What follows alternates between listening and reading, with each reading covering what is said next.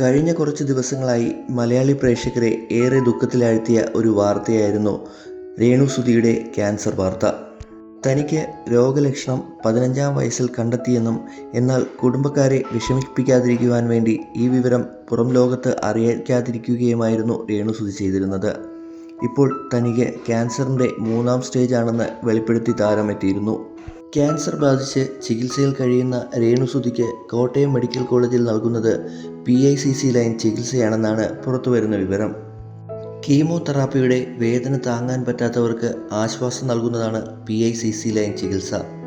കൈയിലെ ഒരു പ്രധാന രക്തക്കുഴലിലൂടെ പ്രത്യേക കാത്തറ്റർ സ്ഥാപിച്ച് മരുന്നുകൾ നേരിട്ട് ശരീരത്തിലെത്തിക്കുന്നതാണ് PICC ലൈൻ. ആവർത്തിച്ചുള്ള സൂചികുത്തലുകൾ ഒഴിവാക്കുവാനും ദീർഘകാല ചികിത്സ കൂടുതൽ സുരക്ഷിതവും സൗകര്യപ്രദമായി നടത്തുവാനും ഇതുവഴി കഴിയും. ദിവസങ്ങൾക്ക് മുൻപാണ് താൻ ക്യാൻസർ ബാധിതയാണെന്ന് വെളിപ്പെടുത്തിയത്. രോഗം 3-ാം സ്റ്റേജിലാണെന്നും ഹൃദയത്തിലെ മസിലുകളിലേക്കും ശ്വാസകോശത്തിലേക്കും ക്യാൻസർ ബാധിച്ചതായും രേണു പറഞ്ഞിരുന്നു. കടുത്ത ആരോഗ്യ പ്രശ്നത്തിലൂടെയും കഠിനമായ ചികിത്സയിലൂടെയുമാണ് താൻ കടന്നു പോകുന്നതെന്ന് രേണു വെളിപ്പെടുത്തിയിരുന്നു. ചികിത്സയ്ക്ക് വലിയ തുക ആവശ്യമുണ്ടെങ്കിലും അതിനായി ആരെയും പിരിവിനായി ചുമതലപ്പെടുത്തിയിട്ടില്ല എന്നും രേണുസുധി പറഞ്ഞിരുന്നു.